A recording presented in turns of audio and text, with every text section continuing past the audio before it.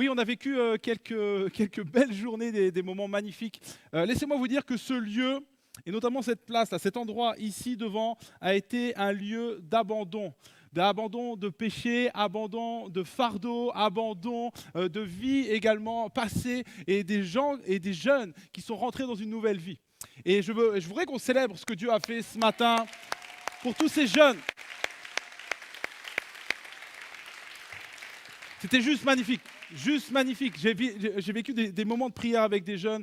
Il y avait un jeune et je discutais avec lui. Il me disait Ben, et on a pris un temps d'échange comme ça. Il me disait Ben, moi, la vie a fait qu'aujourd'hui, je n'arrive même plus à me regarder dans le miroir. Je ne m'apprécie pas. Et on prie ensemble et il vit ces quelques jours comme ça. Il ne savait pas comment Dieu allait le restaurer. Et je peux vous dire que ce jeune-là, à la fin des 3 jours, c'était plus le même. Il était souriant et il me dit, il est venu me voir et pour m'encourager, il me dit, Ben, il dit, je me sens libéré d'un poids, comme jamais auparavant, restauré. Vous savez, notre Dieu, c'est ce Dieu-là.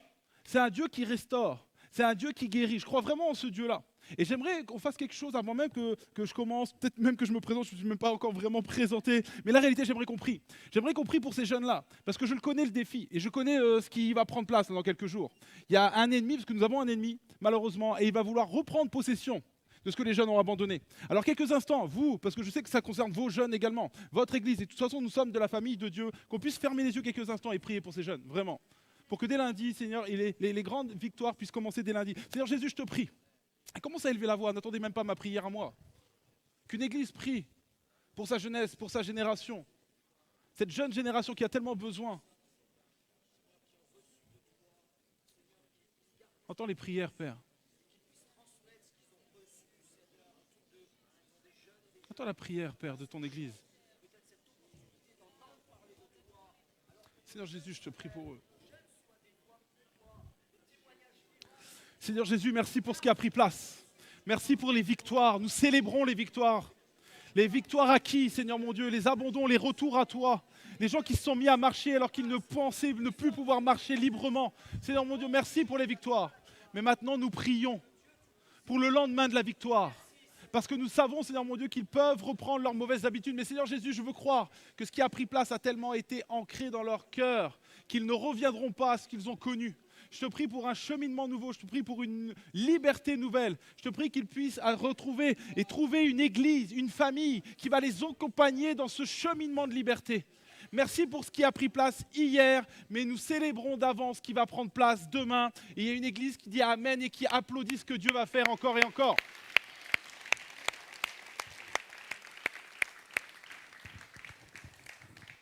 C'est juste magnifique. Et ce qui est vrai pour les jeunes, c'est vrai également pour vous ce matin. Ça vous est proposé. Un cheminement nouveau, quelque chose de nouveau. Je me présente enfin. Je m'appelle Ben Giraud, effectivement. Pas Benjamin. Ma mère dirait, mais si, ton vrai prénom, c'est Benjamin. Mais depuis un moment, tout le monde m'appelle Ben. Donc, même quand on dit Benjamin, je ne me retourne même plus. Donc, faites plus court. Appelez-moi Ben. Je suis l'heureux époux de Pauline, la magnifique Pauline, qui est ici. Et ouais, on a le droit de l'applaudir. J'ai 2 magnifiques enfants qui s'appellent Sacha et Lyséa. Si vous entendez toutes les prédications que je donne, il y a à peu près la moitié de la vie de Sacha à l'intérieur, tellement je parle de mon fils, tellement je suis fier de lui. Et tout le monde me dit, mais pourquoi tu ne parles pas de ta fille? Mais je la protège, ma fille, je veux... Tu sais, les papas, c'est comme ça. Et je suis pasteur donc à l'église Momentum. Nous sommes pasteurs avec Pauline des jeunes adultes. Nous occupons des jeunes adultes et depuis maintenant 8 ans, donc ça fait un moment. Et je suis aussi responsable du discipulat dans l'église, donc c'est ma fonction principale. Je suis pasteur à temps plein. Et le discipulat dans l'église, c'est comment aider chacun à grandir dans sa foi. Je ne crois pas que grandir dans la foi, c'est limité à des jeunes. Je crois que c'est pour tout le monde. On doit tous faire des pas vers la foi, vers la connaissance de qui Dieu est. Donc on s'occupe de ça et c'est tout un job quand même. Donc c'est quand même pas mal. Et on est dans une église, à l'église Momentum, dans la banlieue de Bordeaux, donc à Lormont, et qui commence à ouvrir des campus. Vous avez peut-être entendu parler du campus de Bruxelles. Il y a un campus maintenant à Paris qui va s'ouvrir. J'ai eu l'occasion d'aller à Bruxelles, prêcher là-bas également. Et ils sont déjà 400 à Bruxelles, là, ça commence déjà à prendre place. Et il m'est arrivé une petite histoire. Pourquoi je vous parle de ça? C'est parce qu'il m'est arrivé une petite histoire à Bruxelles. Je vais aller prêcher là-bas. Et puis je suis arrivé à la gare du Nord, à la gare du Midi, plutôt. Elle s'appelle la gare du Midi, là-bas, c'est la gare centrale. Et puis, je suis là en échange avec celle qui nous accueillait. Et au bout d'un moment, on échange, on refait le monde, on refait l'église comme tout chrétien sait le faire. Et puis, tout d'un coup, au moment de repartir, je m'aperçois que j'ai perdu mon sac à dos. Et sauf que dans mon sac à dos, vous savez, pour l'espace d'un week-end comme ça, on voyage léger. Donc j'avais beaucoup de choses, j'avais peu de choses là-dedans, mais des choses de valeur évidemment. J'avais ma tablette, j'avais également les habits avec lesquels je devais prêcher le lendemain, sauf que là j'étais juste en short et limite en claquette. Et là j'ai ma tablette avec ma prédication, j'avais mes livres chrétiens et amoureux. J'espère qu'il va être béni dans le nom du Seigneur, celui qui m'a volé les livres. Mais alors soit qu'ils deviennent amoureux, mais surtout chrétiens, ça serait plus intéressant encore. Et la réalité, c'est que je perds mon sac. Et vous savez, l'exercice le plus intéressant dans ces moments-là, je ne sais pas si c'est intéressant, mais tu regardes dans ton sac et tu te dis, mais qu'est-ce qui avait de la valeur? Tout de suite, tu cherches, tes yeux cherchent ce qui avait vraiment de la valeur. Évidemment, la tablette avait de la valeur. Mais j'avais aussi, il y a des choses comme ça qui ont une valeur plus sentimentale. J'avais un jean dans ce sac à dos. Ah les amis, j'avais peiné à le trouver. Je savais que c'est difficile de trouver un bon pantalon des fois, tu sais. Et là j'avais un jean, vous savez, un jean un peu troué, mais pas trop, parce que les jeunes on aime bien avoir des jeans troués. Je me considère encore comme un jeune. Et j'avais un jean. J'aurais ce jean ce matin, vous vous diriez, oh ce gars a vraiment un beau jean, je pense. Il doit être vraiment bien. Il doit être bien dans ce jean. Je l'aimais ce jean, je me sentais bien avec. Et j'avais perdu ce jean et ça me faisait vraiment de la peine. Et on a été voir la police et puis on a cherché un petit peu partout dans la gare. Et la police nous a dit quelque chose. Elle nous a dit, écoutez, nous on pourra regarder peut-être les vidéos, mais il y a peut-être encore quelque chose à faire. Vous pouvez chercher autour de la gare si votre sac y est, parce que souvent, les gens comme ça, les voleurs, ils ne partent pas avec le sac à dos. Souvent, ils vont se mettre un petit peu à l'écart, ils vont prendre ce qui a de la valeur à l'intérieur, donc le jean certainement, ils vont prendre ce qu'il y a à l'intérieur, et puis ils vont jeter très rapidement le sac pour pas qu'on le retrouve avec le sac. Et donc là, moi, j'ai tourné avec Sephora, donc on a été en dehors de la gare, et puis on cherchait partout, et sauf qu'au bout d'un moment, les heures passaient, et on était bloqué à la gare. Parce que moi, je n'arrivais pas à abandonner l'idée de retrouver ce sac. Je me disais, il est peut-être certainement quelque part. Et sauf qu'il y a quand même une vie qui m'attend devant. Le lendemain matin, je dois prêcher, il y a une église qui attend un message. Et moi, je suis là, je suis bloqué à la gare. Et le plus dur pour moi a été d'abandonner l'idée de retrouver ce sac. Le plus dur, j'étais bloqué à cette gare-là parce que je n'arrivais pas, et puis de passer par-dessus cette injustice aussi qui m'avait été faite, de dire mais je laisse ça derrière pour aller de l'avant. Et vous voyez là où je veux aller ce matin. Parce que bien des fois dans nos vies, on est bloqué à la gare, ou en tout cas on est bloqué dans nos vies, parce qu'on n'arrive pas à abandonner ce qu'on nous a fait. On n'arrive pas à abandonner ce qui est derrière. On n'arrive pas à abandonner l'injustice. On n'arrive pas à abandonner cette souffrance, cette douleur, cette personne qui nous a quittés, cette chose qui est arrivée, cet événement qui est arrivé. On est bloqué. Sauf que Dieu a une vie pour nous devant. Et c'est le titre de mon message ce matin. Abandonner pour avancer. Parfois dans nos vies, il faut savoir abandonner pour avancer. Non pas parce que juste Dieu nous demande une vie de souffrance, toujours abandonner, toujours. Non. C'est parce qu'il y a une vie devant qui nous attend. C'est pas juste pour nous faire souffrir. Oui, ça nous fait souffrir d'abandonner. Mais c'est toujours parce qu'il y a une vie à aller gagner. Et je suis sûr que ce matin, encore une fois, ce lieu va être un lieu d'abandon. Mais encore une fois, ce lieu va être un lieu de vie. Vous allez repartir différemment de comment vous êtes venus. Non pas parce que c'est moi qui le dis, mais parce que la parole de Dieu le dit. Quand on lui laisse nos fardeaux, ce n'est pas lui qui nous les remet sur les épaules. Parfois, nous, on les reprend. Et ce matin, tu vas abandonner tes fardeaux. Tu vas peut-être abandonner un passé et tu vas rentrer dans une vie nouvelle. Je veux le croire. Abandonner pour avancer. La Bible nous parle de la vie d'Ézéchiel. Je vais vous parler de la vie d'Ézéchiel. J'aime Ézéchiel, c'est un prophète, mais il était plutôt destiné à la base pour être un prêtre. Et on voit l'histoire d'Ézéchiel, et on voit ce contexte d'Ézéchiel. On apprend la vie d'Ézéchiel dans un contexte de déportation.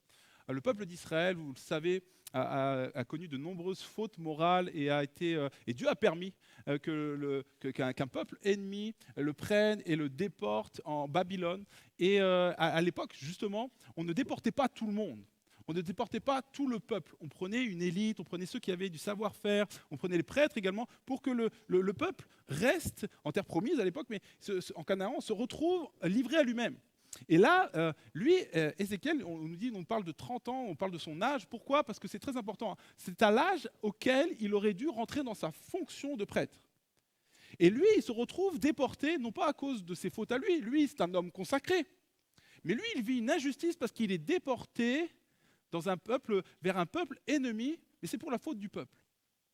Et il se demande, certainement, il arrive, là, c'est quelques années après cette déportation, et il se demande certainement qu'il prie, Seigneur, comment tu vas faire? Qu'est-ce que tu vas certainement intervenir? Tu vas nous libérer. Et puis il y a sa destinée à lui, et puis il est aussi censé pouvoir peut-être parler au peuple. Ils s'attendent tous à ce que Dieu parle. Ils sont déportés, qu'est-ce que Dieu va faire? Et c'est souvent dans la souffrance, souvent même parfois suite à un péché, qu'enfin on lève les yeux vers le ciel et qu'on demande Hé Seigneur, interviens. Donc ils s'attendent à une intervention de Dieu, ils s'attendent à ce que Dieu apparaisse et leur dise quelque chose. Et il va apparaître. Il va apparaître à travers une vision, mais une vision assez compliquée. Regardez ce que nous dit la Bible. Ézéchiel chapitre 1 et verset 1. Le 5e jour du 4e mois de la 30e année, je me trouvais parmi les déportés près du canal de Kébar. Le ciel s'ouvrit et Dieu m'envoya des visions. Je vis soudain un vent de tempête venant du nord qui poussait devant lui un énorme nuage sillonné d'éclairs. Ce nuage était entouré d'une clarté éblouissante. En son centre, il y avait l'éclat d'un métal au milieu du feu. En son milieu, je distinguais quelque chose qui ressemblait à 4 êtres vivants. Par leur aspect, ils ressemblaient à des hommes. En les observant, je vis à côté de chacun d'eux une roue qui touchait terre. Les roues offraient l'aspect scintillant d'une pierre précieuse. Elles étaient toutes semblables et paraissaient construites de telle manière qu'elles s'imbriquaient les unes dans les autres. Elles pouvaient se déplacer dans les 4 directions sans avoir à pivoter. Je vous ai pris plusieurs passages, parce que cette vision est longue, parce que cette vision est grande, grandiose même. Et souvent, quand on lit ce genre de passage, on est là comme ça, et on se casse un peu la tête, on se creuse un peu la tête, et on se dit, ok, je ne dois pas savoir encore assez de choses pour comprendre cette vision-là. Je ne sais pas si ça vous arrive, ce genre de passage, parfois on accélère. Je vais aller voir un peu après, là, parce que ça a l'air un peu compliqué, là, la vision. Et c'est vrai, ça peut paraître compliqué. Et je pense que si on rentre dans les détails de cette vision-là, c'est une semaine d'enseignement qu'il faudrait pour comprendre, même, je ne sais même pas si on pourrait comme comprendre pleinement ce que signifie cette vision, tellement elle est belle. Et on sait que Dieu, à travers même une image, parle de beaucoup de choses à la fois. Et c'est tellement complexe même que notre intelligence est limitée pour comprendre cette vision. Et ça va plus loin, un peu plus loin, en Ézéchiel chapitre 2 et verset 8, il continue. Dans des visions, il y a comme une vision qui lui est proposée, et elle reste complexe encore. Et toi, fils d'homme, donc là, tout d'un coup, il s'adresse à Ézéchiel et lui dit, et toi, fils d'homme, écoute ce que je te dis, ne sois pas toi-même rebelle comme cette communauté rebelle. Ouvre ta bouche et mange ce que je te donne. Je regardais, je vis une main tendue vers moi, qui tenait le rouleau d'un livre. Celui qui me parlait me dit, fils d'homme, mange ce qui t'est présenté, avale ce rouleau, puis va parler à la communauté d'Israël. Ces visions, et notamment la première, c'est une vision tellement complexe que même les rabbins à l'époque ne l'enseignaient qu'à des gens qui avaient plus de 30 ans. Alors tous ceux qui ont moins de 30 ans pouvaient sortir ce matin. Non, tellement cette vision était complexe. Et c'est vrai qu'ils attendaient parce que ça demande une forme de maturité. Et c'est vrai que, comme je disais tout à l'heure, ça pourrait être complexe à comprendre. Sauf que quand on prend un peu de hauteur, il y a quelque chose qui m'est apparu comme évident et que je pense que le peuple pouvait comprendre de manière simple. Parce que le peuple s'attend à ce que Dieu parle, à ce que Dieu parle de leurs problèmes. Dieu parle de la situation, mais Dieu ne fait pas ça. Dieu ne parle pas de la situation. Dieu se révèle. Et mon premier point, et ça va vous parler de vos problèmes et de vos situations, et à ce Dieu qu'on veut, qui nous annonce ce qui va arriver, toujours pointer vers l'avenir, c'est que Dieu, avant de te parler de ton avenir, veut te parler de ton identité. Et Dieu veut se révéler. Nous, on a toujours l'impression, on croit toujours que Dieu va nous parler de notre avenir. Et parfois, on limite un peu Dieu à un Dieu qui nous annonce toujours ce qui va nous arriver. Mais je crois que Dieu, ce matin, ne veut pas toujours nous annoncer ce qui va arriver. Il veut se révéler à nous, déjà, par le Saint-Esprit, il veut se révéler à nous. Et il veut te parler de toi, de qui tu es, de comment il t'a créé. Il veut te parler de ton identité. C'est ce qu'il fait à ce moment-là. Il parle à Ézéchiel de son identité et il se révèle à Ézéchiel comme jamais à personne d'autre auparavant. Regardez cette vision que Ézéchiel reçoit. En fait, on voit comme un trône, on voit comme 4 êtres vivants, et puis on voit que ça nous parle des chérubins. Je pourrais vous la détailler, mais on voit comme un trône, comme la gloire de Dieu qui est là comme sur un trône. Mais ce qui est assez étonnant, c'est qu'on nous parle de roues. On nous parle de 4 roues et de cette présence qui devient mobile. Et en fait, la vision, elle est simple, et c'est ce que Dieu annoncera. C'est que jusqu'ici, en fait, la présence de Dieu était limitée à un endroit. Tabernacle, c'est quelque chose qu'on devait déplacer, c'était immobile. Et Dieu dit, à partir d'aujourd'hui, je mets des roues à ma présence. Je la rends mobile. Pourquoi? Non pas parce que j'ai peur, parce que le temple va être saccagé et que je dois fuir l'ennemi. Moi, j'ai peur de personne. Non, je mets des roues à ma présence pour te suivre en déportation. En fait, je mets des roues à ma présence. Et toi, tu pourrais dire, c'est parce que je suis trop sale. Et moi, je suis trop sale, j'ai trop péché. Et certainement que Dieu met des roues à sa présence pour fuir loin de moi. Dieu dit, non. Je ne mets pas des roues à ma présence pour fuir loin de toi. Je mets des roues à ma présence pour me rendre mobile, pour te poursuivre, pour être avec toi partout où tu seras. Je serai un sanctuaire partout où tu seras. C'est une vision que personne n'avait jamais reçue encore. Quelque chose de nouveau qui prend place dans un moment de détresse. Et dans nos moments de détresse, Dieu ne nous parle pas toujours de nos problèmes, mais il se révèle à nous. Vous avez déjà remarqué ça? Et il parle aussi d'autres choses. Il parle également à Ézéchiel de qui il est. Ça, c'est intéressant. Parce qu'il parle à Ézéchiel, certainement que Ézéchiel se dit, mais qu'est-ce que tu vas faire de moi? J'ai mon problème, moi je suis déporté, c'est injuste. Et certainement que Dieu dit, ok, j'ai vu ton injustice. Mais mon plan ne s'arrête pas à ta situation actuelle. Je ne suis pas limité par cette déportation. J'ai encore un plan pour toi. Parce que tu étais peut-être appelé à être un prêtre, oui, d'accord, un pasteur, comme on dirait aujourd'hui. Mais moi, je vais faire de toi un prophète. Tu vas manger le rouleau et tu vas être l'écho de ma voix. Waouh! Dieu lui parle de son identité avant de lui parler de son problème. Moi, je suis toujours surpris. Évidemment, des fois, je vois des gens, et je donne des cours de pneumatologie à l'église Momentum, à Momentum Academy, et je suis surtout surpris parce que des fois, les gens limitent Dieu à un Dieu qui annonce toujours ce qui va arriver. Tu sais, je vois des gens, et puis ils ont tellement une relation avec le Saint-Esprit, c'est toujours, oui, Dieu m'a dit ce qui allait m'arriver l'année prochaine, ce qui allait m'arriver cette semaine, comment je devais m'habiller ce matin. C'est genre un Dieu qui téléguide comme ça. Je dis, mais peut-être, c'est vrai, Dieu parle de l'avenir. Mais moi, en tout cas, Dieu ne me parle pas que d'avenir.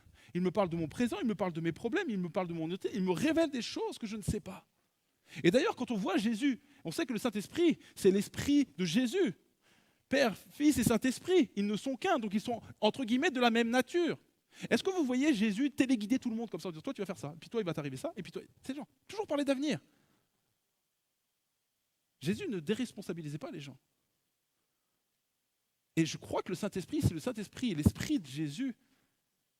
Il ne guide pas toujours vers un avenir en disant toujours ce qu'on doit faire. Par contre, il nous transforme à son image, nous rendant capables d'agir selon sa volonté. Le Saint-Esprit, les amis, peut tellement faire plus que nous... C'est pas une boule de cristal, le Saint-Esprit. Mais c'est vrai, des fois on le limite. Et je crois en ça, je crois qu'il nous annonce des choses que nous ne pouvons pas voir. Mais les choses que nous ne pouvons pas voir sont déjà actuelles parfois, pas juste présentes. Je vais un peu plus loin que ma pensée, mais je ne sais pas. Que Dieu puisse déposer dans vos cœurs ce qui est de lui et ce qu'il puisse enlever de ce qui est de moi ce matin. Plus tu comprends, et en fait c'est quand même un rapport avec ton avenir, que tu comprennes ce que Dieu veut de toi, que tu comprennes ton identité, ça a quand même un rapport avec ton avenir. Parce que je dis ça comme ça, plus tu comprends qui Dieu est, plus tu découvres qui tu es, plus tu comprends ce que tu es appelé à accomplir. Parce que la réalité, la révélation, elle est identitaire. Moi, par exemple, je donne souvent cet exemple, je dis, si moi je sais que je suis le gars le plus rapide du monde, il n'y a pas besoin de Dieu qui me dise que je dois faire le 100 mètres, tu vois. Parce que j'ai découvert qui j'étais. Alors il faut quand même lui poser la question, c'est bien, il faut soumettre sa volonté à la volonté de Dieu. Mais plus je découvre qui je suis, plus je comprends ce que je suis appelé à accomplir. Donc plutôt que toujours de demander à Dieu ce que je dois faire, demandez lui de vous révéler qui vous êtes. Une révélation personnelle. Et vous savez, les moments de révélation, comme le vit Ézéchiel, les moments où Dieu se révèle, c'est pas toujours, ou en tout cas nous révèle des choses très profondes, c'est pas toujours dans des moments glorieux. C'est même le plus souvent dans les moments difficiles. Parce que la nature de quelqu'un est révélée dans les moments difficiles. Tu sais, il y a des gens pour lesquels tu miserais pas sur eux. Hein, on est d'accord, tu étais là, fais, lui, je sais pas si je peux vraiment compter sur lui. Mais en fait, tu vas être agréablement surpris. Parce que dans les moments difficiles, il y en a tous les autres sur lesquels tu miserais vont peut-être partir, mais lui, tu te retrouves, il va être trouvé fidèle. Ça, c'est l'épreuve qui le montre. Parce que quand tout va bien, tout le monde est fidèle, tout le monde va bien, tout le monde sert, tout le monde... Vous voyez ce que je veux dire? Et c'est l'épreuve, c'est la difficulté, c'est le Covid qui va montrer la réalité d'eux. Vous voyez ce que je veux dire? C'est l'épreuve. Moi, j'ai vécu ça, une petite illustration. D'ailleurs, dans les Pyrénées, vous avez une magnifique région quand même. Hein. Oh là là. Oh là là, j'étais dans un appartement, on voyait la chaîne des Pyrénées, là, c'était juste... voilà, je voulais juste vous le dire, comme ça, en passant. C'est juste magnifique. Et dans les Pyrénées, on aime randonner avec mon épouse, avec les enfants. Et puis nous, les Pyrénées, c'est un peu notre destination d'été ou même de printemps parfois.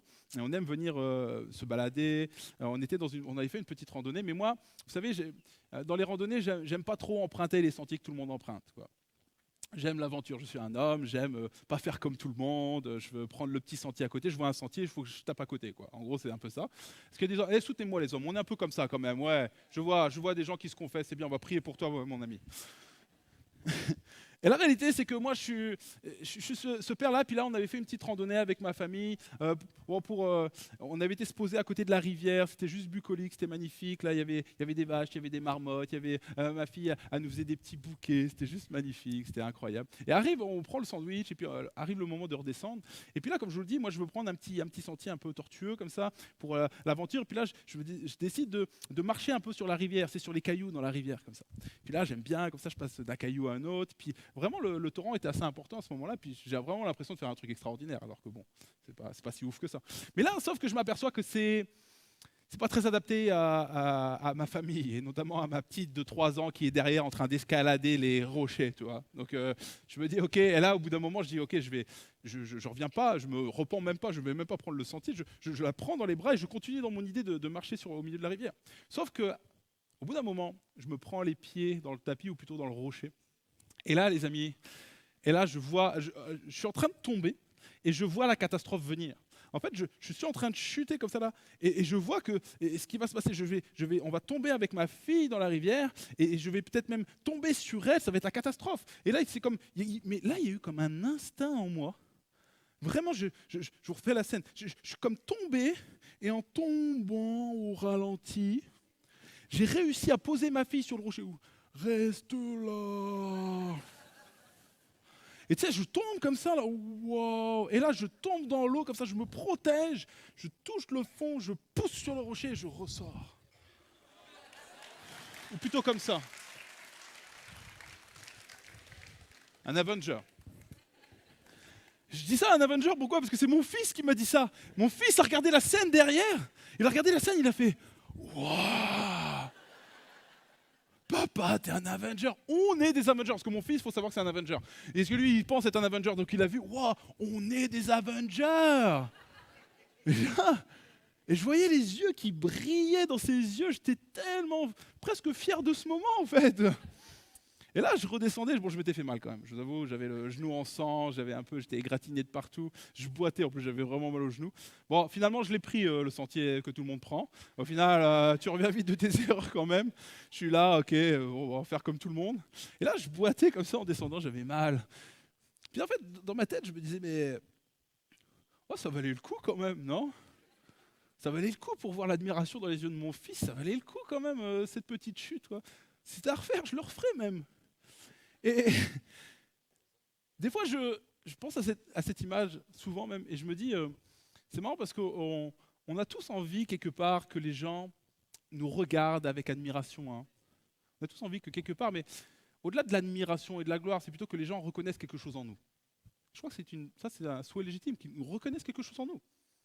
Ça, c'est pas mal. Les yeux qui brillent, c'est peut-être un peu too much, mais vous voyez, qui nous regardent avec approbation. Mais parfois, on n'est pas prêt à vivre les difficultés qui vont avec. On veut tous le regard approbateur des gens sur nous. Mais on n'est pas prêt à vivre la difficulté qui va avec. Sauf que, et ça c'est un point qui va peut-être piquer un peu, mais je vais vous l'annoncer quand même, c'est que ta destinée elle passe par la vallée. Et la destinée d'Ézéchiel passait par la vallée. Et c'est ce que Dieu va demander à Ézéchiel. Il va dire, va vers la vallée. Parce que je vais me révéler à toi encore à nouveau. Quoi, la vallée encore? Oui, va vers la vallée. Regardez ce que nous dit la Bible. Ézéchiel chapitre 3 et verset 22. La main de l'Éternel fut encore sur moi en ce lieu. Il me dit, lève-toi, sors vers la vallée. Et là, je te parlerai. Je me levai donc et je sortis vers la vallée. Et voici que la gloire de l'Éternel se tenait là, identique à la gloire que j'avais contemplée près du canal de Kébar. Dieu lui dit, va vers la vallée. Et la bonne nouvelle, c'est que Dieu est dans la vallée, les amis. Dieu n'est pas juste dans les sommets, il est dans la vallée avec nous, dans les moments difficiles. La vallée, évidemment, dans la Bible, vous le savez, ça nous parle de ces moments où on est isolé, où il n'y a pas grand monde pour applaudir ce qu'on fait. Ces moments où peut-être les vallées, parfois, soit ça peut être aussi des déserts, des moments difficiles, où on a l'impression toujours que les vents sont contraires, on a l'impression que tout le monde est contre nous, et on a l'impression qu'on n'a pas beaucoup d'alliés. Ces moments où aussi tu es isolé, il n'y a personne vraiment pour regarder ce que tu fais et que tu pourrais te laisser aller à faire tout et n'importe quoi. La vallée, c'est des moments difficiles, on le sait, c'est des moments d'isolement. La bonne nouvelle, c'est que Dieu est avec Ézéchiel dans la vallée, mais il l'est également avec toi. Et c'est une vallée physique dans laquelle il va. Mais vous savez, la vallée est aussi un autre symbole pour Ézéchiel à ce moment-là, parce que Ézéchiel doit se confronter à quelque chose.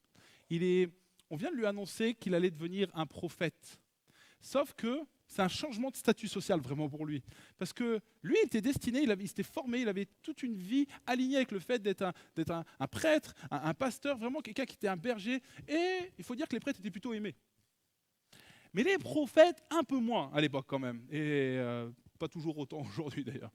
La réalité, les prophètes, ils se confrontent au changement également de regard qui va se porter sur lui. Et il doit se confronter à ça avant de pouvoir rentrer dans sa destinée. Il est obligé de descendre dans la vallée pour pouvoir rentrer dans une nouvelle situation. Et bien souvent, nous, dans nos vies, on ne veut pas descendre dans la vallée. Nous, souvent, on a une situation initiale et on veut aller à la saison d'après, sauf que souvent le chemin est par la vallée. Vous connaissez peut-être le processus de deuil ou pas, en tout cas je vais vous en parler. Le processus de deuil, c'est un processus qui est naturel à tous les êtres humains. Et quand on parle d'un processus de deuil, on ne parle pas que du deuil d'une personne. Quand quelqu'un meurt, quand quelqu'un part, on vit un deuil, on vit une difficulté. Et nous, bien souvent, on vit une tristesse immense. Et bien souvent, la réaction humaine, c'est de ne pas vouloir aller descendre vers les larmes, de ne pas se confronter à ça. On veut tout de suite aller vers « non mais ça va, je vais gérer, tout va bien se passer ». Et c'est la même chose parfois qui se passe quand on a une situation, parce que le processus de deuil, il marche pour beaucoup de choses. Tout changement de saison, et elle demande de passer par un processus de deuil. Ou par exemple, il y a quelque chose qui t'est arrivé de majeur, un abus, ou alors quelqu'un qui t'a fait du mal, une injustice, ou une perte d'un emploi, ou une maladie qui est arrivée. Tu sais, c'est genre, tout allait bien, et tout d'un coup, tout est chamboulé. L'erreur, les amis, c'est de vouloir créer comme un pont pour aller, non, je vais tout de suite aller à la saison d'après. Dieu a créé les choses ainsi. Ça demande des larmes. Et Dieu dit, heureux ceux qui pleurent, parce qu'ils seront consolés. En fait, le processus naturel, c'est de se confronter à tes larmes parfois. Et il y a des gens, vous traînez des choses comme des boulets à vos pieds depuis des années. Vous dites, mais je suis passé au-dessus, je suis passé par-dessus. Mais tu le sais que ton passé est encore présent. Pourquoi ? Parce que tu n'es pas descendu dans la vallée. Et que tu le sais que ton passé a encore des conséquences aujourd'hui. Parce que tu ne l'as pas vraiment traité. Dieu n'est pas juste pour mettre des pansements, Dieu est pour guérir. Et ce matin, ça va être un lieu où, ce matin, on va s'abandonner à lui et on va dire, ok, ce que j'ai voulu camoufler, ce que j'ai voulu dire, ça va. Ce que j'ai voulu gérer par moi-même, je vais oser dire, non, en fait, ça ne va pas, c'est encore présent. Et tu vas peut-être te faire accompagner. Descendre dans la vallée, c'est aussi aller pleurer dans un bureau avec quelqu'un, avec un pasteur, avec un leader, quelqu'un qui va pouvoir t'accompagner, et peut-être avec un psychologue à l'extérieur, j'en sais rien, mais traiter ton problème. Pas se confronter à dire, non, tout va bien aller. Je vois trop de gens vouloir changer de saison sans passer par la vallée, mais sauf que notre destinée, la situation finale pour toi, le mieux-être que tu cherches tous et qu'on cherche tous, ça passe aussi parfois par accepter que des larmes coulent et de mettre des mots aussi sur des choses qu'on n'a jamais mis, des abus qu'on n'a jamais dit. Tu n'es pas appelé à vivre avec ça. Tu es appelé à t'en libérer et le Dieu en qui je crois a le pouvoir de pouvoir te libérer. Et il va le faire. Ça va être un point de départ là quand tu vas l'accepter. Mais Dieu te donnera la force également de te confronter à tout ce processus. Et la bonne nouvelle, c'est que tu ne vas pas vivre avec ça toute ta vie. Je crois vraiment à un lieu de libération ce matin. Est-ce qu'on peut applaudir d'avance ce que Dieu va faire ?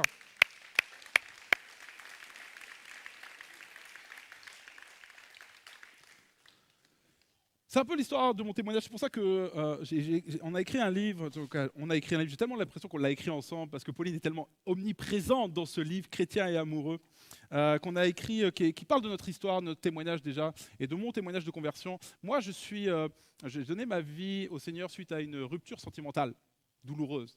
Et ça a été assez compliqué à gérer pour moi parce que ma copine de l'époque m'a quitté pour un copain à moi. Et on travaillait tous ensemble en plus, donc je voyais leur amour naissant là comme ça devant moi en permanence.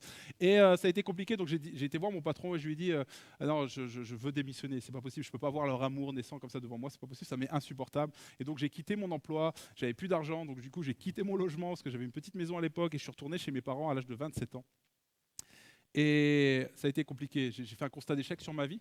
Et moi, j'avais une vie alignée sur les plaisirs, le fait de vouloir obtenir par moi-même la joie, la reconnaissance, par moi-même. Mais sauf que cette vie ne me satisfaisait pas beaucoup, pas du tout. Mais c'est la seule vie que je connaissais. Et je comblais l'espace d'un week-end ce mal-être intérieur. Mais sauf que les lundis, c'était rebelote. Et je sais que je m'adresse à certaines personnes dans ce lieu qui peut-être sont dans ce cercle de vie-là. Et la réalité, c'est que Dieu a permis que je passe par la vallée pour pouvoir vivre un sommet, qui était le moment le plus important de ma vie quand j'ai donné ma vie au Seigneur. Parce que suite à cette rupture sentimentale, les gens étaient là autour de moi, mais tu te sens isolé quand même. Ma famille cherchait à m'entourer. Ma famille cherchait à me réconforter. Mais en fait, c'était comme un pansement seulement. Ça me faisait du bien quand même. C'est bien d'être entouré dans ces moments-là. Mais ça ne réglait pas le problème. Et là, je me suis souvenu de ce Dieu que j'avais rencontré à l'âge de mes 7 ans. Parce qu'en fait, j'avais eu une première rencontre avec le Seigneur à l'âge de mes 7 ans dans un camp à Chambon-sur-Lignon, où ma mère a donné sa vie au Seigneur. Ça a sauvé le couple de mes parents qui étaient sur le point de divorcer. Mais ça, c'est une autre histoire. Et au même moment où ma mère s'est levée, moi je me suis levé avec elle et on a donné ensemble notre vie au Seigneur. Moi j'avais 7 ans, je me rappelais de cette empreinte qui est venue tâter mon cœur. Évidemment que la vraie conversion, elle arrive à un âge adulte. Et moi, j'aimerais vous dire que pendant 20 ans, j'étais avec le Seigneur, mais jusqu'à 27 ans, comme vous l'avez compris, je l'ai surtout abandonné. Mais quand j'ai touché le fond, quand j'étais dans la vallée, les amis, je me suis souvenu de ce Dieu. Je me suis dit, ah, ok, s'il y en a un qui peut faire quelque chose, c'est peut-être lui. J'ai dit peut-être. Et je lui ai laissé essayer. En fait, j'ai dit à ma mère, je lui ai dit, écoute, elle essayait de m'amener à l'église de temps en temps. Elle le faisait bien. Parfois, je faisais ma BA, ma bonne action, je y allais pour lui faire plaisir. Et j'étais touché, mais je repartais sans vraiment avoir décidé de. Mais là, j'ai décidé de moi-même d'y aller. Ma mère m'a dit, oui, t'inquiète pas, on va t'en trouver une réunion, je vais te trouver n'importe laquelle, mais on va y aller. On a été à l'église, j'ai donné ma vie au Seigneur, les amis. Et Dieu a tout changé pour moi. Dieu a tout changé pour moi. Il m'a donné une vie nouvelle. Il m'a donné des objectifs nouveaux. Il a changé mon cœur. Il a pensé mon cœur, les plaies de mon cœur. Il a vraiment tout changé. Mais vous savez, à un moment donné, j'ai été confronté à quelque chose. C'est que j'étais vraiment, moi, je viens de la région centre. Alors quand j'essaie de le positionner sur une carte, souvent les gens sont un peu comme justement avec la vision d'Ézéchiel en mode, ok, je comprends pas trop là. La Sologne. Quelqu'un connaît la Sologne, s'il vous plaît? Merci. Ça me fait vraiment. Est-ce qu'on peut l'applaudir, s'il vous plaît, quelqu'un qui vient de me sauver ce matin. La Sologne, c'est entre Orléans et Tours, c'est en dessous Blois, enfin, c'est vraiment un milieu rural, c'est chasse, pêche et tradition. Et moi, je viens de ce monde-là, mais franchement, je l'aimais ce monde-là et je ne l'aurais jamais quitté. Et au bout d'un moment, je deviens chrétien et donc forcément, j'ai plus les mêmes goûts, j'ai plus les mêmes envies, j'ai plus envie de sortir en boîte. Et puis là, mes copains, je garde mes copains. Moi, mes copains, ils m'ont pas quitté, abandonné parce que je suis devenu chrétien. Et au bout d'un moment, ils me proposaient de sortir. Puis je disais non, évidemment, je suis chrétien maintenant. Puis au bout d'un moment, quand même, je me suis dit, ok, à force qu'ils insistent et que j'avais rien à faire, je leur dis, ouais, je vais y aller. Mais je vais évangéliser tout le monde. Je vous préviens, en boîte de nuit, moi, je vais évangéliser tout le monde. Très mauvaise idée, soyez en passant. Je le conseille à personne. Ça demande un petit peu un niveau de maturité quand même. Je veux bien croire que quelqu'un, un évangéliste, peut-être aurait le goût de faire ça, mais je pense que Dieu va le travailler avant, va le blinder avant d'aller faire ce genre de choses. C'était un peu 2 jours et demi, c'est pas suffisant en tout cas comme bagage, si c'est la question que tu te poses. J'étais en boîte de nuit. Bon, je sais pas comment vous la décrire cette soirée. Je crois que c'était la pire que j'ai jamais vécue, tellement j'ai fini sous. Il y a pas d'autre. C'était pire qu'avant en fait. Puis en plus maintenant j'avais de la culpabilité de le faire. C'était pire que tout. J'ai compris que Dieu pouvait pas me laisser là en fait.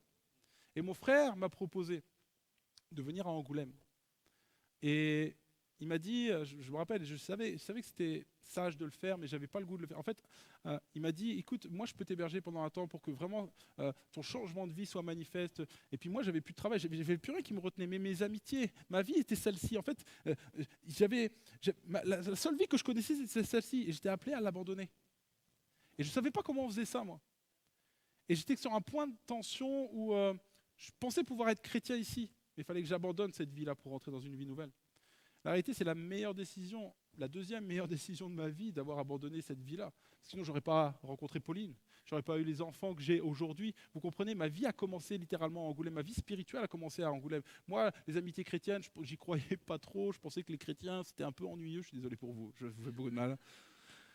Moi, je pensais que les chrétiens, je sais pas, on jouait au Scrabble jusqu'à 23 heures. Il y a peut-être des gens qui aiment le Scrabble quand même, mais la réalité, et en fait, je croyais que j'allais m'ennuyer, je croyais que la vie chrétienne, j'avais un peu des préjugés. La vérité, j'ai découvert une vie nouvelle, mais ça m'a demandé d'abandonner ce que je connaissais pour prendre possession de ce que Dieu avait pour moi. Et vous savez quoi? Dieu avait tellement plus pour moi que ce que j'étais capable de procurer par moi-même. C'est un peu le message que je proclamais aux jeunes, là, mais je vous le dis à vous également.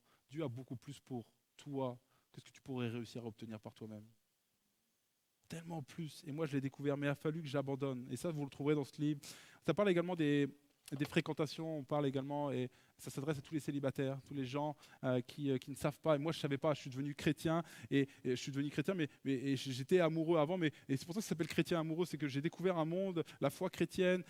Et puis, je ne savais pas quels étaient les codes, comment fréquenter, comment bien faire. J'avais surtout appris à mal faire. Et puis, comment on fait quand on est chrétien et amoureux, et comment Dieu va me montrer sa volonté. Et puis je ne savais pas trop c'était quoi l'école. Le seul truc que j'avais assez vite compris, c'était qu'il ne faut pas coucher avant le mariage. Ça, c'était assez évident, vu les nombres d'enseignements sur le sujet. Tu sais.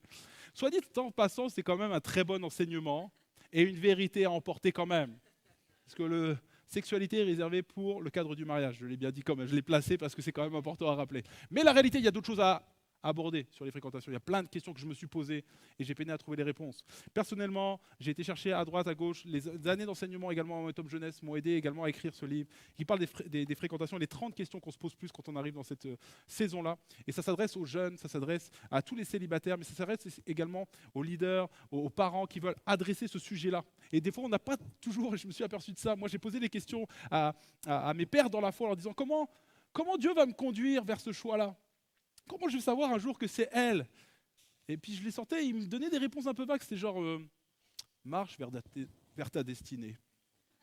Concentre-toi sur le Seigneur et tu verras qu'un jour arrêtera celle qui marche à tes côtés dans la même direction. Ça sera elle. Tu sais, c'est des trucs.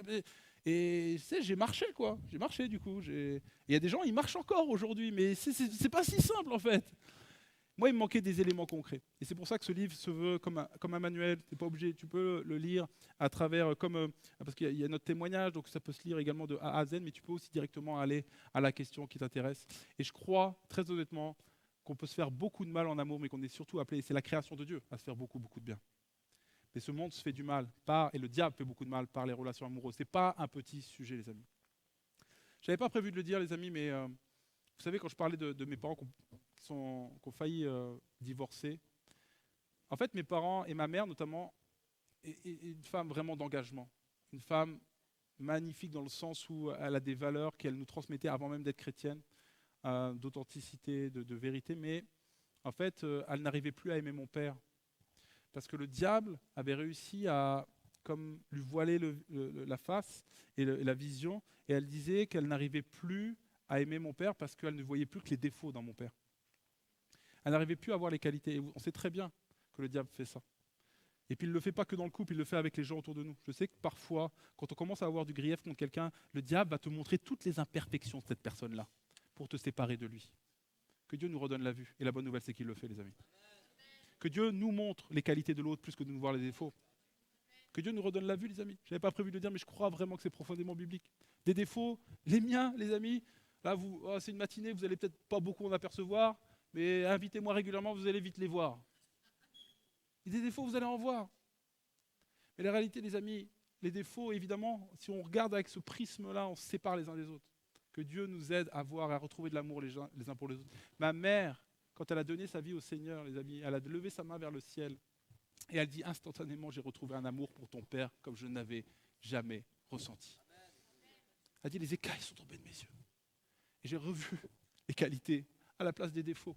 Que Dieu, les amis, quand on commence à avoir du grief pour quelqu'un, et ça c'est un autre message, mais quand on commence à avoir du grief, allons nous plonger dans l'amour de Dieu parce qu'il nous redonne de l'amour pour les gens.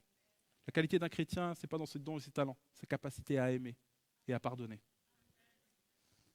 Okay, je suis sorti un peu de mon message, mais j'en arrive au troisième point. Je vais inviter les musiciens à venir me rejoindre parce que je ne veux pas être trop long et surtout je voudrais qu'on prenne un beau temps d'appel tout à l'heure pour pouvoir prendre des engagements avec le Seigneur. Ézéchiel va aller dans la vallée.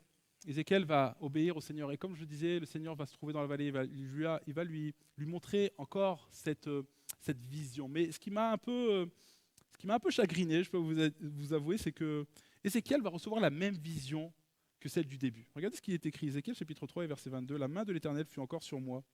En ce lieu, il me dit, lève-toi, sors vers la vallée. Et là, je parlerai. Je me levai donc, je sortis vers la vallée, et voici que la gloire de l'Éternel se tenait là, identique à la gloire que j'avais complétée près du canal de Kébar. Identique, j'aime pas ce mot, identique. Moi. C'est pareil, c'est comme une série Netflix que tu as déjà vue. Moi, j'arrive pas à la regarder une deuxième fois. Et là, en fait, il fait un effort quand même, Ézéchiel. Ézéchiel, il se confronte à des choses qui sont difficiles pour lui. Il va dans la vallée. Il se confronte à ses insécurités. Et là, certainement qu'il voit la vision, il l'a vu Dieu déjà apparaître. Donc là, il voit peut-être de la fumée, il voit peut-être commencer à avoir une vision apparaître. Et là, c'est la même chose, identique. Ben non, un truc nouveau, j'ai quand même fait quelque chose de différent. Je voudrais aussi que tu me dises quelque chose de nouveau. Je voudrais que tu m'annonces quelque chose de nouveau. Je voudrais que tu m'annonces. Tu m'as déjà dit des choses, tu m'as déjà dit ce que je voudrais faire, mais là, je voudrais que tu me dises quelque chose de différent. On est toujours en quête de nouveauté, les amis. On est toujours en quête que Dieu nous dise quelque chose de nouveau. Et parfois, Dieu doit surtout nous rappeler des choses qu'il nous a déjà dit parce qu'on ne les a pas encore pratiquées. Et nous, on est en quête de toujours quelque chose qui est porté vers l'avant, quelque chose qui est comme « Ah, j'avais jamais entendu ça ». Peut-être que vous êtes venu ce matin en me disant « Ah Ben, il va nous donner une clé que j'avais jamais entendue ». Et moi, en tant que pasteur, je cherche toujours la clé que aucun pasteur n'a jamais dit. Ah, les amis, c'est un peu orgueilleux ça, parce que la Bible, elle est prêchée depuis des milliers d'années. Il y a certainement des chances que ce que je dis là ce matin, quelqu'un l'ait déjà dit. Et c'est pas grave. Parce que le plus important, c'est pas que ce soit quelque chose de nouveau, c'est quelque chose qu'on pratique. Et peut-être qu'en fait, la clé pour ton futur, elle est dans ton passé. Dans des choses que Dieu a déjà dit de toi. Mais que tu ne pratiques pas encore. Et une des choses que le peuple ne pratiquait pas encore, c'est la consécration. Dieu avait annoncé ce qui allait arriver. Il avait annoncé, il avait dit, je veux être votre Dieu, je veux être votre roi, je veux habiter au milieu de vous. Mais les seules conditions, c'est que vous ne m'abandonniez pas. Que vous ne soyez pas un peuple corrompu qui va à d'autres dieux. C'est la seule condition, c'est que vous ne m'abandonniez pas. Je veux être votre Dieu. Mais, parce que si vous m'abandonnez, moi je ne vais pas m'imposer à vous. Je vais laisser les autres dieux diriger. Je vais laisser les autres peuples vous diriger. Oui, effectivement, il vous allez arriver des malheurs si vous m'abandonnez. Mais, et c'est la bonne nouvelle également, si ça arrive, si vous revenez à moi, je serai à nouveau votre Dieu. Je vous tendrai la main à nouveau. Je me replacerai au milieu de vous. En fait, ce qui avait été annoncé au peuple, c'était la consécration. Ce que Dieu demandait à son peuple, c'est de la consécration. Et le peuple avait oublié cette parole. Et c'est pour ça qu'ils se sont retrouvés en déportation. La réalité, c'est que le peuple s'attendait à quelque chose de nouveau. Dis-nous ce qu'on doit faire. Dis-nous pour sortir de cette situation. Certainement que tu vas venir, que tu vas intervenir. Tu es le roi, mais tu es aussi le roi des armées. Certainement que tu vas venir vaincre. Pour que ça arrive, ça demande la consécration. Ce n'est pas une clé nouvelle que je vous propose. C'est quelque chose que vous avez oublié, que vous ne pratiquez pas. C'est une image, c'est un rêve, c'est quelque chose, c'est une parole parfois qu'on a déjà entendue et qu'on a oubliée en chemin. Et peut-être que ce matin, et je veux le croire, ce qui va faire que ta vie va se mettre à avancer à nouveau, c'est pas juste que là je t'annonce quelque chose de nouveau, c'est que tu vas te remettre à pratiquer des œuvres que tu ne pratiquais plus. Tu vas te remettre à pratiquer une prière que tu ne priais plus. Tu vas te remettre à faire une œuvre, tu vas te remettre à servir alors que tu as arrêté de servir. Tu vas te remettre en mouvement alors que tu étais arrêté. Qu'est-ce que tu as arrêté de faire mais que tu sais qu'il venait du Seigneur? Et peut-être il y a bien des raisons de pourquoi on a arrêté. Des fois la déception, tout simplement. La trahison, l'injustice. Ézéchiel avait toutes les raisons de dire « Oh, stop, j'arrête tout là, c'est bon ». Et la bonne nouvelle, c'est que même s'il a vécu une vraie injustice, je pense que Dieu le savait. Et c'était OK. Et il savait que cette injustice était réelle, il ne niait pas ça. Mais il dit « Je ne suis pas limité à l'injustice que tu as vécue, moi j'ai une nouvelle vie pour toi. Et elle sera même encore plus grandiose que ce que tu aurais pu imaginer. Parce que ma vie, je la donne en abondance. » Comment j'aurais pu imaginer une vie comme celle-là, moi, personnellement? J'ai juste fait qu'abandonner ma vie au Seigneur. J'ai juste fait qu'abandonner ma quête personnelle. Il y a quelques années de cela, j'ai demandé, non pas quelques années, quelques mois de cela, j'ai demandé à mon fils, j'ai dit une phrase à mon fils qu'on ne devrait jamais faire. Je lui ai dit, écoute, si tu alors je ne sais plus ce qu'était exactement l'ordre que je lui avais demandé, je lui ai dit, soit si tu n'embêtes pas ta soeur, si tu es sage dans un magasin, je ne sais plus comment je lui avais dit, je lui ai dit, si tu es sage, tu pourras aller dans le rayon des jouets et prendre ce que tu veux. Okay, c'est une phrase à bannir en tant que père, on est d'accord, en tant que parent tout court. Parce que quand tu arrives dans le rayon des jouets, tu t'aperçois que toi et ton fils, vous n'avez pas le même objectif, très clairement. Toi, tu as les yeux braqués sur la boîte de Lego à 2,50 €. Lui, il voit la boîte de Playmobil à 250 €. Parce que lui, il pense que ça va changer sa vie, toi, vraiment. Sauf que toi, tu commences à lui dire, mais non, mais Sacha, mais regarde les Lego, c'est comme ça que tu collectionnes, ça va changer ta vie, si tu vas, ça va changer ta vie, ça va te faire du bien, c'est ça vraiment ton besoin. Et non, moi, c'est ça que je veux.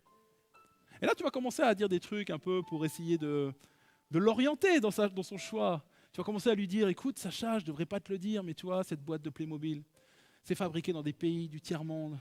C'est... Je fais pas ça. Regardez, tout le monde me regarde mal. Vous avez vu mes défauts, ça y est, c'est bon. Vous avez vu. Pourquoi on négocie? Pourquoi on ne veut pas, en fait, lui offrir ça? C'est pas parce que c'est pas bien pour lui, c'est qu'on n'est pas prêt à payer le prix. Les choses qui ont de la valeur, les amis, ça se paye. À la croix, et dans la Bible déjà, dans la Bible, Dieu dit qu'il nous aime. Dieu dit, et si tu ne sais pas que tu es aimé, regarde la parole de Dieu. Elle est remplie d'amour pour toi.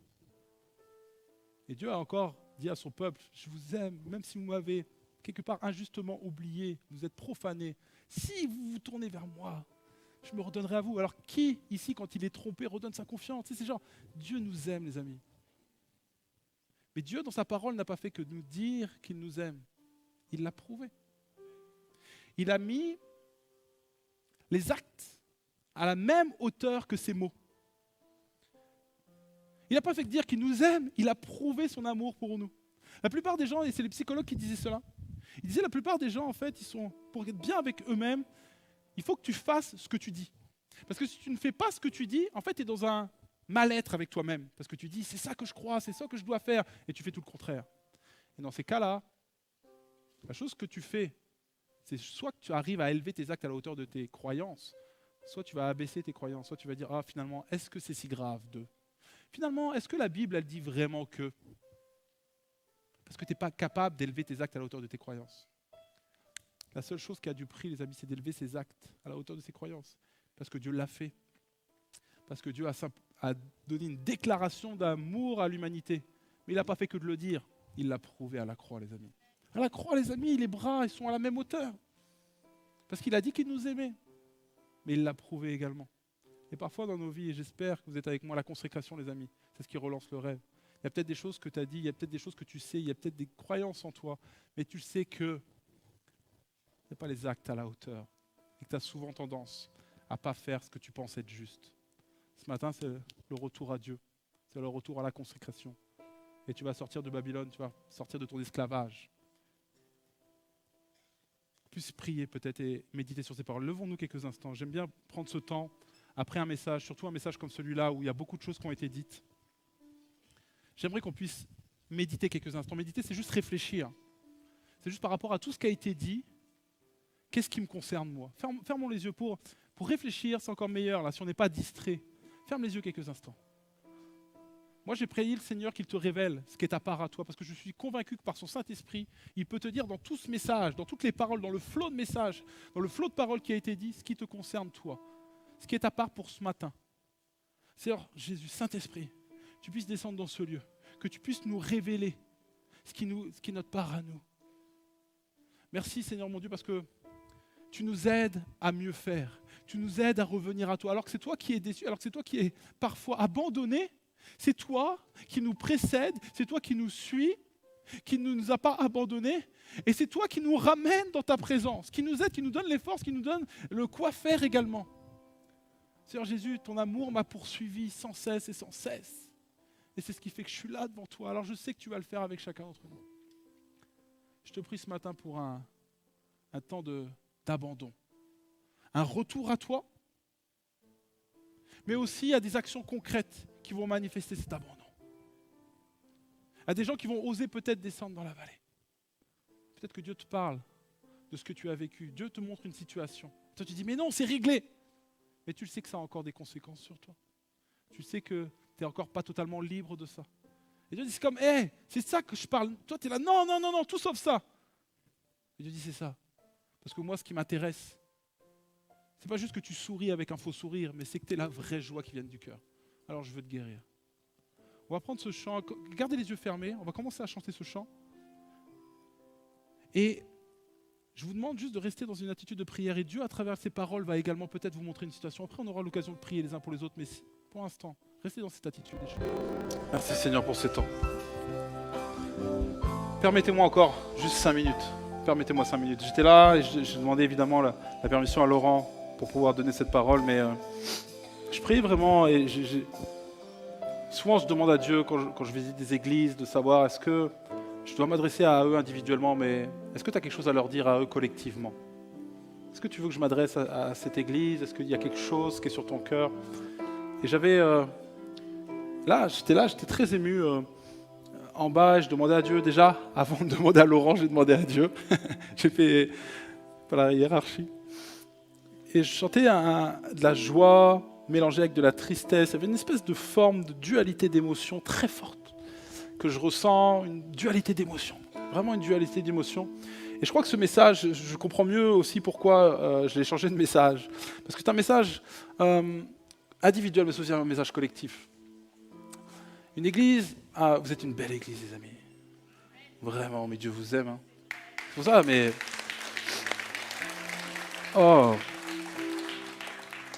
Il y avait vraiment un sentiment d'amour qui émergeait pour vous, collectivement, l'église. Une église qui a souffert. Et une église qui est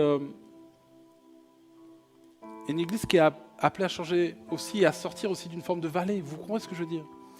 Et je voyais vraiment que quelque part, ce message, abandonner pour avancer, il était aussi également collectivement. Il y a des choses, évidemment, collectivement, on est appelé à abandonner. Il y a des choses qu'on doit garder. Évidemment que tout n'est pas cassé, il y a des choses. Mais je sentais vraiment comme... Et je m'adresse aussi, et je voudrais vraiment prier pour les leaders. Je voudrais vraiment prier pour... Parce que c'est vraiment une charge qui n'est pas facile, les amis. Non, vraiment, c'est pas facile. Parce qu'en fait, ce que je dis là, c'est propre à toute église. D'abandonner des choses pour aller de l'avant. De ne pas faire toujours les choses comme on les faisait il y a 50 ans, vous comprenez? Et puis il y a aussi des choses, et il y a une histoire à l'église, et il y a des choses à abandonner, il y a des choses à garder, évidemment, à célébrer, à faire encore plus. Et il y a des choses à abandonner pour avancer. Que Dieu donne de la sagesse. Laurent, vraiment, et je veux vraiment prier pour Olivier, toute l'équipe, là, vraiment, je veux vraiment qu'on puisse prier pour eux. Que Dieu les aide à discerner. Parce qu'il y a une nouvelle saison, mais elle passe par ce genre de discernement. Vraiment que Dieu donne de la sagesse également. Je veux prier pour vous et je veux prier pour eux. Je vais déjà prier pour vous collectivement. Est-ce qu'on peut se lever une dernière fois dans ce lieu, s'il vous plaît? Seigneur Jésus, je te prie pour cette église, pour ta bien-aimée. Parce que tu la vois non pas comme des individus, mais tu la vois comme un corps. Et tu vois la souffrance de l'un va avoir des répercussions sur l'ensemble du corps. Quand quelqu'un n'est pas bien, quand quelqu'un est rejeté, quand quelqu'un souffre, c'est tout l'ensemble qui souffre avec lui. Et c'est sain qu'il en soit ainsi. Et c'est même anormal si ça ne se passe pas comme ça. Je te prie, Seigneur mon Dieu, que cette Église puisse avoir son cœur aligné au rythme de ton cœur. Ma prière, Seigneur, maintenant, c'est que les battements du cœur sont alignés avec les tiens. Ils vont se mettre à souffrir quand un membre souffre, quand tu souffres. Ils vont pouvoir ressentir comme spirituellement qu'il y a quelque chose d'anormal avant même de le savoir. Et ils vont se réjouir de choses parfois qu'ils ne savent même pas. Ils vont se réjouir quand tu te réjouis. Et c'est ma prière, mais en même temps ma déclaration. Se réjouir quand tu te réjouis. Et être attristé quand il le faut également. Je te prie pour une église alignée avec ton cœur. Seigneur mon Dieu, je te prie pour eux. Je te prie que collectivement, ils puissent aussi pouvoir rentrer. Et je le crois, il y a une saison, une magnifique saison. L'église de Pau, le phare, cette lumière va inonder cette ville. Seigneur mon Dieu, je le crois. Je crois et on prie maintenant, prions ensemble. Plus d'âmes qui viennent remplir ce lieu. Il y a de la place dans ce lieu, Seigneur mon Dieu. On ne veut plus supporter, Seigneur mon Dieu, que ces sièges soient vides. Seigneur mon Dieu, je te prie, Seigneur mon Dieu, que tu donnes aux leaders la stratégie, que tu donnes, surtout individuellement, la mission individuelle d'aller chercher des âmes. C'est pas juste là, à propos du pasteur et de l'équipe, c'est nous individuellement qui sommes des représentants. Seigneur Jésus, je te prie qu'on ait cette soif, qu'on ait cette envie, qu'on ait cette passion pour les âmes. Aide cette église, comme je disais tout à l'heure, à avoir un cœur pour les perdus également. Un cœur qui bat pour eux, qui souffre pour ceux qui se sont égarés, Seigneur mon Dieu. Se souvenant de leur propre souffrance, mais qui disent, nous, ça suffit. On en a marre que les gens souffrent, on veut les amener ici. Non pas juste pour que notre église grandisse, mais parce qu'il va y avoir des libérations comme moi j'en ai vécu.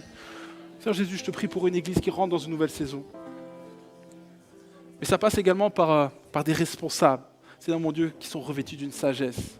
Et qui savent discerner ce qui doit être préservé, de ce qui doit être changé, ce qui doit être abandonné, de ce qui doit être conservé. Et Seigneur mon Dieu, c'est eux que tu as choisis. Alors Seigneur, nous on veut prier pour eux maintenant.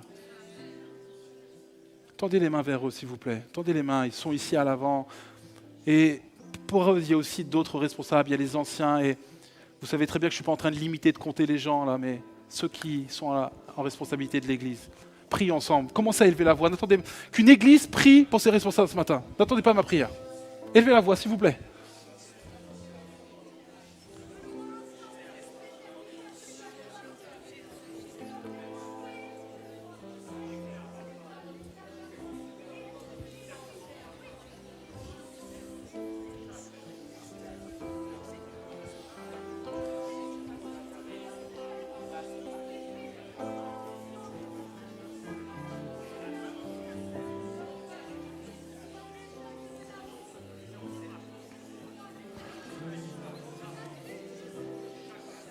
Seigneur, tu vois, de la sagesse du ciel, Seigneur Père. Tu donnes une vision nouvelle, Seigneur mon Dieu. Tu donnes de voir comme, il y a déjà une vision, il y a déjà des choses qui sont là, Seigneur mon Dieu. Mais on souhaite une révélation de qui tu es, une révélation de ce qui va être accompli, Seigneur mon Dieu. Et ça passe par eux, c'est eux que tu as choisis.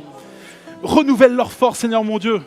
Parce qu'ils ont une charge également sur les épaules. Je te prie pour eux, pour les anciens. Je te prie de renouveler leur force alors qu'ils marchent pour toi, Seigneur mon Dieu. Je te prie pour eux, pour une dose d'amour supplémentaire, pour une dose de passion supplémentaire, une dose de grâce supplémentaire. Seigneur mon Dieu, on a besoin de tous les charismes d'en haut pour pouvoir accomplir la mission ici-bas. Le don du Saint-Esprit a été donné pour pouvoir accomplir la mission. Alors plus de cet esprit, de les charismes qui sont en toi. Pas juste plus de parler en langue, plus des charismes de bonté, de grâce et d'amour en eux, Seigneur mon Dieu. Pour qu'ils puissent amener le peuple, Seigneur mon Dieu, à la bonne direction. Seigneur mon Dieu, merci parce que tu les aimes. Merci parce que tu les aimes et que tu es fier d'eux. Et merci Seigneur parce que ce matin, il y a une église unie qui dit, on va aller de l'avant, Seigneur mon Dieu, ensemble. Et ça demande la responsabilité de chacun. On va aller ensemble, on va aller gagner des âmes. On va aller gagner des gens, on va les arracher de la mort, on va les amener à la vie. C'est pas nous qui faisons ça, mais nous allons être des outils entre tes mains, Père.